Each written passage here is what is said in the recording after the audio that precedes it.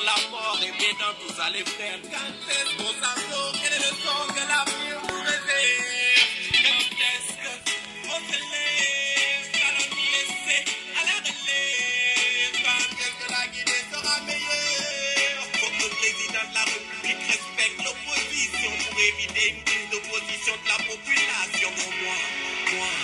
Moi, je fais partie, moi, j'ai choisi mon parti, moi, oui, ça c'est mon parti, la population, ça c'est mon parti, moi. Et l'hymne dit, peuple d'Afrique, le passé historique. Et moi je gueule, merde, y'en a marre qu'on soit encore et toujours nostalgique. Et l'hymne proclame, de la Guinée fière et jeune. Et moi je réponds, elle est là, dans sa fierté d'être rabougrie et vieille, sans avoir eu le temps d'être jeune. Et l'hymne annonce, le peuple de Guinée prêchant l'unité. Et moi je dénonce, il ne peut y avoir d'unité sans fraternité et solidarité. Et l'hymne se déploie, liberté, c'est la voix d'un peuple qui appelle tous ses frères. Et moi je rétorque, liberté, c'est le poids d'un peuple qui rappelle ses frères, les bâillonnements 1001 fois répétés. Nous y sommes, toutes sommes faites, 60 ans d'indépendance, chiffre rond chaotiquement mené. Plus d'un demi-siècle après la fierté d'avoir arraché notre indépendance, nous restons toujours sous dépendance. Non pas de ceux qui nous ont colonisés, mais de nos propres frères. Nous avons préféré la liberté dans la pauvreté à l'opulence dans l'esclavage. Aujourd'hui, sous Alpha Condé, nous proférons la pauvreté sans la liberté. Sous la pression d'une nouvelle forme d'esclavage perpétrée par des clans mafieux qui nagent dans l'opulence sans nous. Nous n'avons donc pas eu ce que nous préférions et nous proférons ce dont nous avions cru nous débarrasser. La Guinée dans son éternelle nostalgie, pleurant son passé parce que son présent suffoque et son avenir semble compromis. Quelle insolence des dieux de nous avoir choisi un homme qui n'a que du mépris pour nous et qui crache sur nos sacrifices. En un mot comme en mille, la Guinée est un pays gaspillé, un pays qui paye l'hypocrisie et la trahison de ses élites. Genoux à terre, museau au vent, gueule ouverte, le peuple attend une goutte de pitié de son Fama. Alpha a usé notre dignité jusqu'à la lie. Alpha a floué nos rêves jusqu'au dernier lampion d'espérance. Alpha a piétiné et écrasé l'espoir que nous avions qu'il ferait mieux que ses prédécesseurs. Parce que nous avions eu l'illusion qu'un vieux sorbonnard avait plus de neurones qu'un détenteur de certificat d'études ou un bidasse aigri. Nos 60 ans débarquent au moment où un braquage est ourdi contre notre loi suprême. Les sbires de Coro, marteau-piqueur en main, excavent et retournent les plis et les replis de notre constitution. Le 28 septembre, date s'il en est symbolique dans l'histoire de notre pays. C'est le jour que les putschistes de la Cour constitutionnelle ont choisi pour fouler notre loi fondamentale.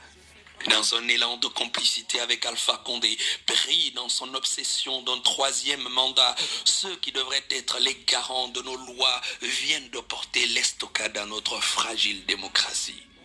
Depuis plusieurs semaines, dans cette crise suscitée et entretenue dans la plus haute juridiction de notre pays, Alpha Condé nargue le peuple de Guinée. Veille de notre 60e anniversaire, jour après jour, il nous a défiés.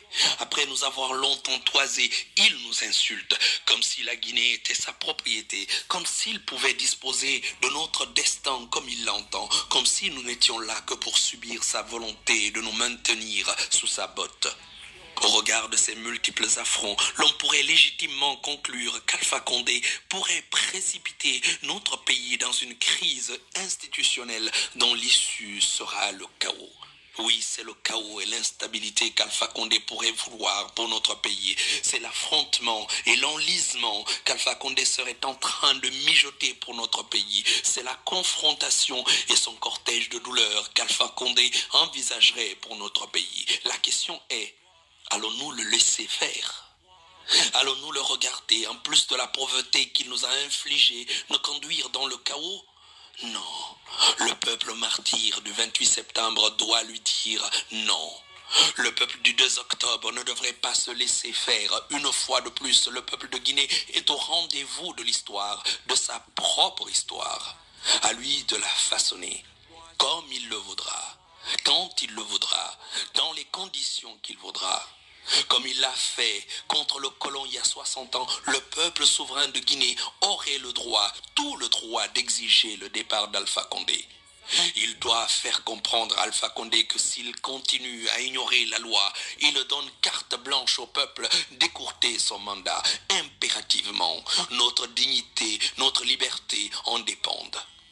Aujourd'hui, la liberté que nous avons préférée dans la pauvreté est confisquée par un autocrate qui n'a aucune considération pour le peuple qui lui a confié son pouvoir. À cette allure, le peuple peut lui retirer ce pouvoir.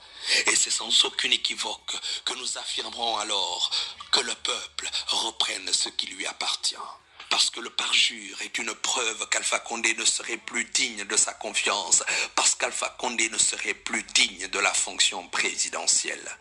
Les manifestations programmées par la société civile et les partis politiques sont des manifestations politiques. Il faut le reconnaître parce qu'elles sont une réponse au choix politique d'un homme qui semble n'avoir que du mépris pour son peuple. Manifester dans ces circonstances est un acte citoyen qui doit être sans ambiguïté. Parce qu'on en a marre d'Alpha Condé et de son arrogance. Ça suffit, trop c'est trop comme on dit ici. Plus que jamais, la situation exige une union sacrée, un sursaut national. Pour le présent et l'avenir, l'heure n'est plus aux hésitations et aux lamentations. L'heure est à la mobilisation et à la détermination. Il est temps que le peuple se réveille. Enfin, le mépris a assez duré. Cela doit s'arrêter. Alpha Condé doit définitivement cesser de cracher sur nos sacrifices. Le peuple doit enfin récolter les fruits de l'espoir qu'il a longtemps nourri. Puisque ce matin, moi, mon cœur ne veut plus battre de désespoir, parce que cela fait trop longtemps qu'on broie du noir. Parce que cela fait trop longtemps qu'on nous fait boire que lave de volcans matin et soir. Pourtant, à un meilleur avenir, nous devons croire, peindre notre ciel d'un peu plus d'espoir, avant que sous nos yeux tout ne foire. C'est le moment de tirer du ciel quelques étoiles ostentatoires et les planter au creux de nos lugubres mouroirs. Donnez-moi la main, frères et sœurs, je vais vous faire voir que dans ce terrible purgatoire, il y a un filet de lumière obligatoire à fixer dans nos convulsifs terroirs, et que cela ne dépend que de notre seul et bon vouloir. Demain sera forcément mieux que ce soir, si nous faisons ce choix au lieu de nous laisser choir. Et en ce rêve méritoire, nous devons nous engager comme un absolu devoir. Parce qu'en ces moments où nous semblons ne plus rien voir, je distingue néanmoins quelques signes prémonitoires. Alors, une fois de plus, à nous d'emprunter un ultime chemin sacrificatoire, parce qu'en l'avenir, il faut absolument croire. Moi, mon parti, c'est la population.